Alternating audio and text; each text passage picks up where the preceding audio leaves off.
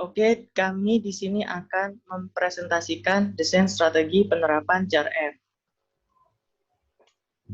Nah, ini anggota kelompok kami. Yang pertama yaitu Iqbal Afrizal, Brian Timotius, saya sendiri, Joanna, dan Devi Mawarni.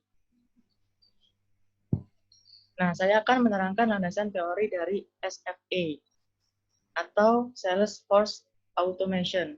Adalah bentuk asli dari CRM operasional. Sistem SVA sekarang banyak digunakan di lingkungan bisnis ke bisnis dan dipandang sebuah keharusan yang dimiliki oleh suatu perusahaan.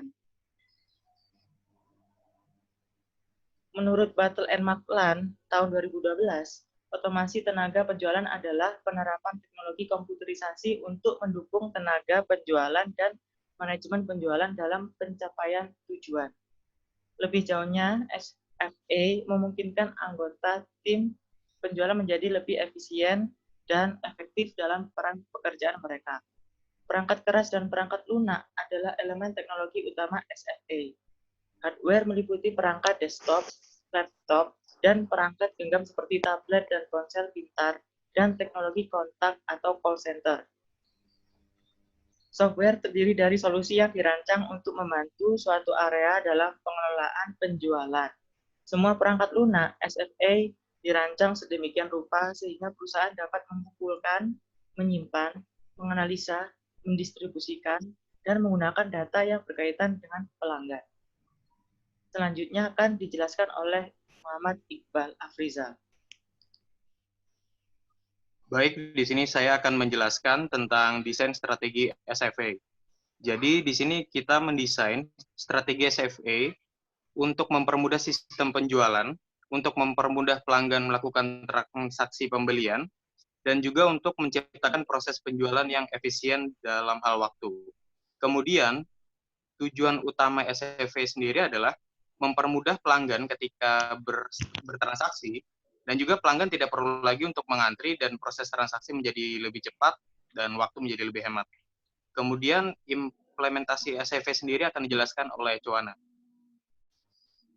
Oke, jadi implementasi SFA yang kita usulkan di Matahari itu adalah yang awalnya kasir, yang masih dilakukan oleh pegawai kasir dalam menginputkan datanya, dalam melakukan perhitungan barang yang dibeli, pencetakan struk, dan sebagainya. Kami mengusulkan bahwa kasir tersebut diganti secara digital, yaitu dengan menggunakan mesin check out, di mana semua proses transaksi itu sudah secara penuh menggunakan komputer. Jadi bisa meminimalisir setiap kesalahan yang terjadi, penginputan datanya bisa benar dan akurat, dan juga yang pasti adalah prosesnya bisa cepat dalam beberapa menit saja. Dan selanjutnya adalah tentang segmentasi pelanggan, bahwa dengan menggunakan mesin checkout ini kita berarti menggunakan sebuah teknologi. Dan otomatis kita memilih pelanggan yang menyukai perkembangan teknologi dan bisa beradaptasi dengan teknologi. Hal ini kenapa? Agar orang-orang itu yang biasanya tidak mengikuti teknologi itu tidak kesusahan dalam menggunakan alat ini. Kayak gitu. Makanya kita targetnya adalah ke pelanggan yang memang sudah terbiasa dengan teknologi. Kemudian yang kedua adalah kita bisa menjangkau pelanggan-pelanggan yang sibuk, yang misalnya waktu luangnya itu sangat sempit sekali. Dengan begini, seperti yang tadi saya bilang, bahwa mesin check out ini hanya dalam beberapa menit saja sudah bisa menghitung setiap barang yang kita beli. Jadi itu bisa menghemat waktu. Dan yang ketiga adalah kita mentargetkan kepada pelanggan yang punya gaya hidupnya itu instan dan praktis. Bahwa mereka itu tidak akan ingin berlama-lama dalam suatu tempat atau dalam menyelesaikan pekerjaan mereka. Dan selanjutnya akan dipresentasikan oleh teman saya, Brian. Ya, selanjutnya yaitu cara kerja sistem CRM yang akan kami usulkan. Yaitu yang pertama, saat pelanggan sudah yakin dengan pilihan barang atau pakaiannya, maka pelanggan dapat menuju ke mesin checkout untuk melakukan transaksi pembayaran. Setelah sampai di mesin checkout, pelanggan dapat meletakkan keranjang tersebut ke mesin checkout.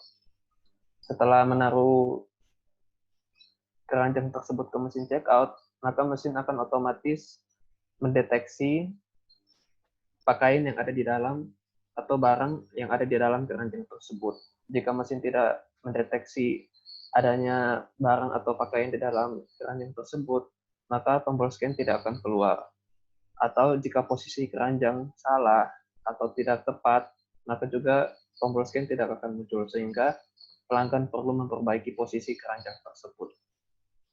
Oke, selanjutnya, setelah tombol scan ditekan, maka mesin akan secara otomatis melakukan scanning pada barcode setiap barang atau setiap pakaian yang ada di keranjang tersebut dalam hanya total waktu 5 menit. Dan ketika proses scan berlangsung, maka akan muncul tulisan scanning di layar tersebut. Selanjutnya, setelah proses scanning selesai, maka akan muncul metode pembayaran yang dapat dipilih oleh pelanggan. Ada banyak pilihan metode pembayaran yang dapat dipilih oleh pelanggan sesuai dengan ketersediaan dari metode pembayaran yang dimiliki oleh pelanggan tersebut. Setelah melakukan pembayaran, maka mesin secara otomatis akan melakukan pengecekan pembayaran dalam waktu 5 menit. Jika sukses, maka mesin akan secara otomatis mengeluarkan struk atau nota, dan transaksi pun selesai dan pelanggan dapat pulang ke rumah. Selanjutnya akan dijelaskan oleh teman saya, Desi. Ya, selanjutnya tampilan awal sistem akan terdapat tulisan welcome, kemudian saat customer meletakkan keranjangnya ke sistem, maka tampilan berubah menjadi terdapat tombol button scan. Kemudian saat customer menekan tombol scan tersebut, maka tampilan sistem akan berubah menjadi scanning. Selanjutnya, saat sistem selesai melakukan scanning, maka customer dapat memilih metode pembayaran. Terdapat 4 metode pembayaran tersebut, yaitu cash, debit, kredit, dan AirPay. Kemudian saat customer sukses dalam melakukan metode pembayaran, maka sistem akan berubah tampilan menjadi payment successful.